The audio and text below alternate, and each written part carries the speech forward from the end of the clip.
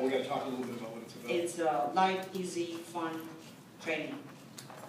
No, really, because it's about trance, being in trance, and noticing what's happening when you are in trance and the different levels of trance. And here's what we're going to do. The objectives for this training would be for you to immediately be able to conduct a basic hypnotherapy seminar, which could be an introductory type seminar, which you can use, for those of you who are NLP trainers, you can use to promote the next training like your NLP practitioner, which includes Ericksonian hypnosis and hypnotic language patterns, right, in the language section. How many people are certified NLP trainers? Put your hand, thanks, that's too many. How many are not? Just, okay, good. Just, yeah. Two. Great. Great. You're not, okay.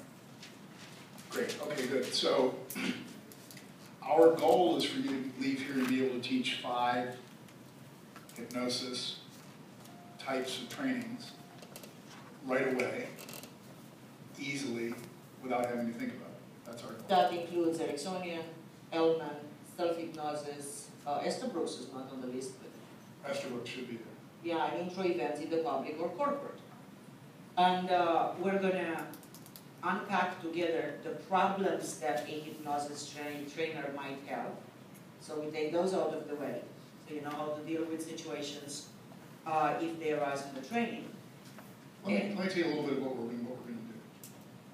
Our feeling was when we looked at what was necessary to do a hypnosis trainer's training, we felt that most hypnosis trainers who came from our side of the school, of NLP side, didn't have enough experience doing hypnosis, so that they were not going to be bulletproof in front of the room, especially if they got someone who said, I've never been hypnotized, or you can't hypnotize me, or something like that.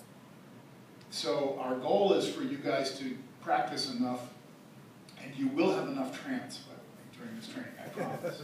For those of you who like trance, I guarantee you'll have enough. By the 4th day of this training, you'll be going, oh, not more trance.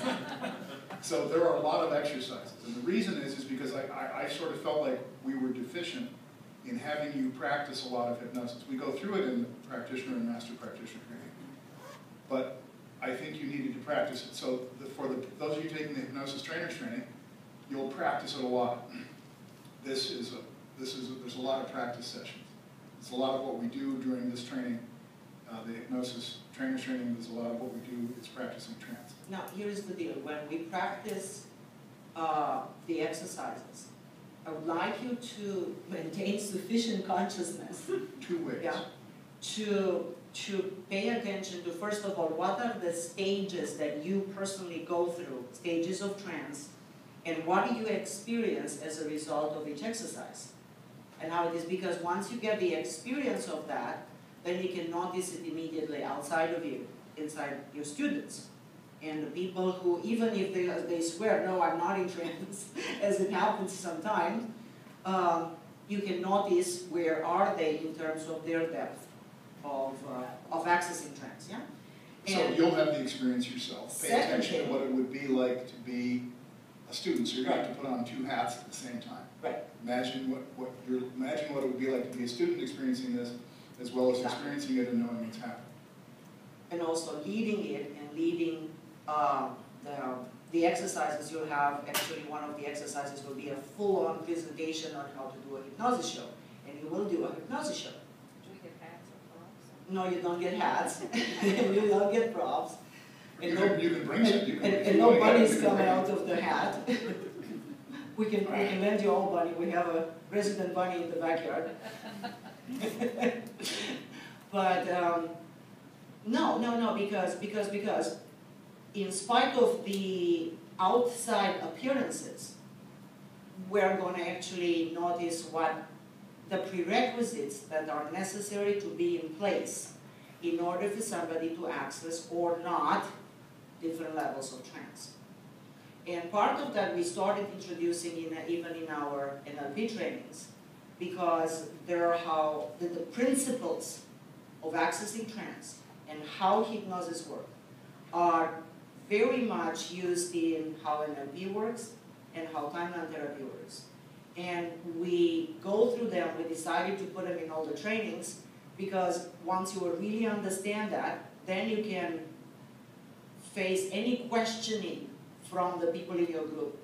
And you can very logically and reasonably explain to them that it's not magic, that it's not your power over them, which people are afraid of encountering, of course.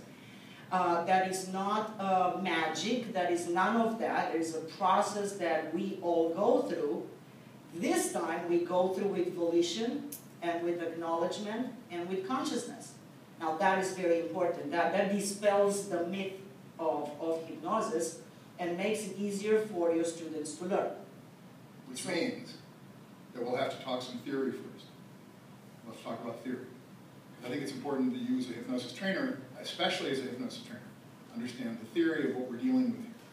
What's actually happening to the stage show participant or the person in class when you're teaching hypnosis, what's actually going on. So we're going to have to talk about theory first, and that will save you a lot of time, and it will save you a lot of agonizing about what happens if it works, what happens if it doesn't.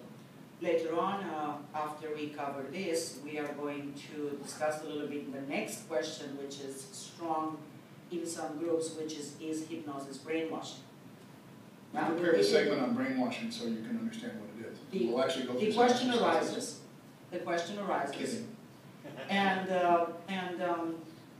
we, in the master practitioner, in the NLP master practitioner, we tell you guys that you go on the internet, on the web, and research, because under the freedom of information, the information is available right now, but not many people actually have the patience to go, because there are virtually thousands of pages and information about the processes.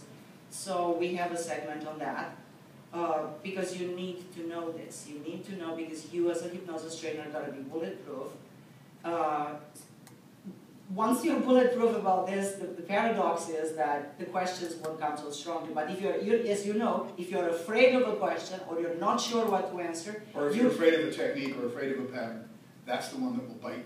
That's the one that will appear in your trainings regularly. And the student will raise his hand and go, well, how does that work? And you're going to go, I was afraid I'd get that question. This is the question I didn't want to have, but that's the question that appears. So we're going to talk some theory. What do I have to say here? Oh, yeah. Here's some more objectives. To be able to teach a program anywhere, no matter what distractions might occur. And to leave with certainty, knowing that you can produce every deep trance phenomenon yourself.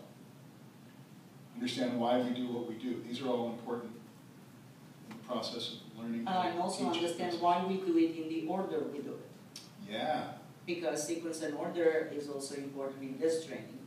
And whenever you teach, even if you teach a 2-day weekend seminar, even there, it's not just, oh, let's get together and whatever we do, we'll put it somehow together. No. There is a reason for putting information in a certain order and sequence. We'll try to share with you our best guess, our best efforts, our best experience, because we've had a lot of experience. I've been teaching hypnosis for years and years, along with NLP. And we'll try to share with you our best experience of how to produce results, and also how to produce a training that causes people to want to take more trainings from you. When you're in the training business, that's really the important thing.